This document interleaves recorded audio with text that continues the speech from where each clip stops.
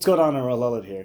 Today we got what's in my wallet for Q4 2022. It's been a hot second since I made one of these, and we'll jump straight into the cards portion with the wallet portion at the end of the video because I need some of y'all's help there. I moved recently, so I'd love any feedback on audio, lighting, how the setup is, but with that, we'll jump straight into it. Starting off with the grocery/supermarket category, I use the American Express Gold Card. You get 4x membership reward points up to $25,000 in spend.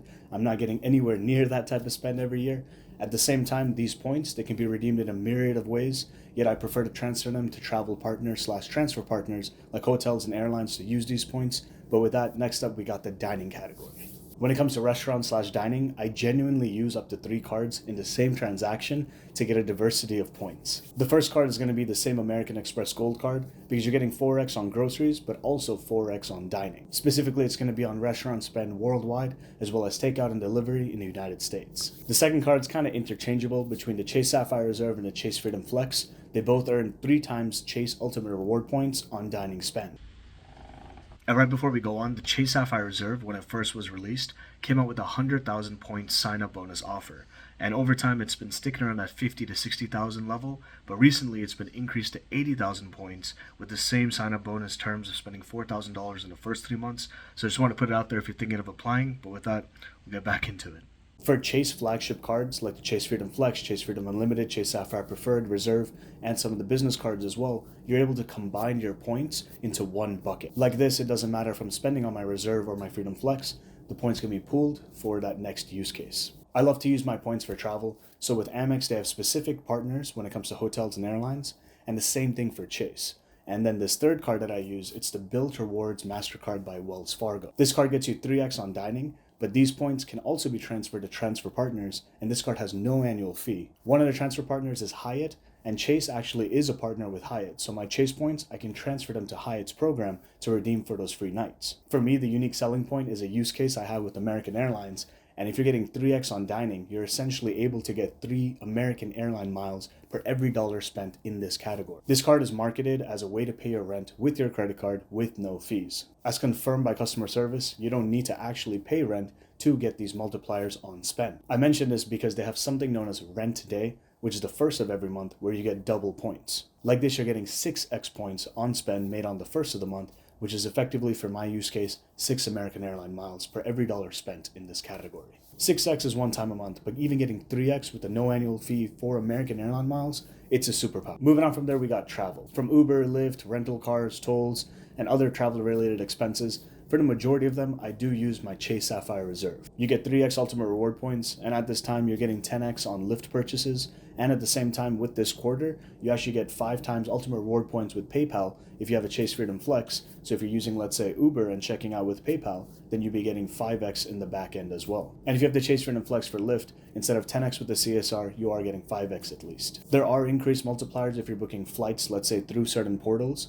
Yet when it comes to flights, I use my Amex Platinum to book these as you're getting 5x membership reward points. Coming to the gas category, there are actually a few options. I have 3 Chase Freedom Flexes and a Chase Sapphire Reserve, and all these cards have something known as Chase offers. Other Chase cards have these offers as well, and you're able to get an extra percentage back on top of the normal amount of points you would have earned regardless. I have some leftover gasoline gift cards that I purchased during the summer when the Chase Freedom Flex had its 5x on gas stations. In addition to this, you could also use the Discover It cashback card where you're getting 5% cashback on digital wallet spend for this quarter, hence you can basically tap to pay for your gasoline purchases. These were all options, but what I'll be using is the IHG Rewards Premier MasterCard, where you're getting 10x points on gas purchases till the end of the year. There's a similar promo with Hyatt's Chase card. I don't have that card, I wish I did for this exact use case, but here we are, hopefully in the near future. To me, IHG points are not worth the most, hence with IHG being a transfer partner with Chase, you can transfer your Chase points to IHG, but honestly, this way is a good way to get organic spend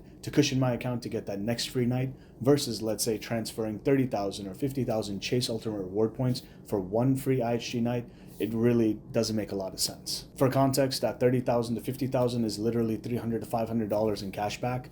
And yeah, you can have a great hotel experience at IHG, but honestly, depending on when you're going and what time of year, it could really cost that 35,000 plus in IHG points. And at a 1-to-1 ratio, it's really not worth. From there, we got the miscellaneous spend / catch-all category. And one of the cards I use is the Capital One Venture X. Regardless of where you're spending, you get at least 2x venture miles on each and every dollar spent anywhere and everywhere. You have increased multipliers on the portal if you're booking flights or hotels, and it's pretty similar with the Chase Sapphire Reserve as well. I primarily use the Capital One Venture X for this catch-all category, and at the same time, when it comes to the Amex trifecta, which usually consists of the Amex Platinum, the Amex Gold, and the Amex Blue Business Plus card, the Amex Blue Business Plus card gets you 2x membership reward points up to $50,000 in spend each and every year. So this way, on this catch-all, I'm basically able to get 2x either venture miles, which can be transferred to Capital One's transfer partners, and at the same time, you have membership reward points to be transferred to Amex's transfer partners as needed. Day to day, these are the cards that I do have in my wallet.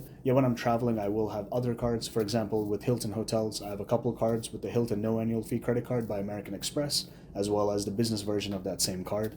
And on Marriott's side, I actually have a card. It's discontinued, so I won't get too deep into it, but it's the Premier Plus business credit card by Chase. Hey, so about my wallet, here it is. It's a pretty cool wallet, actually. You have a compartment over here, a compartment over here for cards on the outside. It's a zipper kind of pouch, kind of card holder. Over here you can put cash notes, you can put a key, for example. You got a coin purse equivalent over here. And here, I overstuffed it with too many cards, and so recently this thing actually broke on me. It's a beautiful piece. I've had it over 5 years. If you have any recommendations for me, I'd really appreciate it. So comment down below. It's a good wallet, but yeah, I don't want to plug it.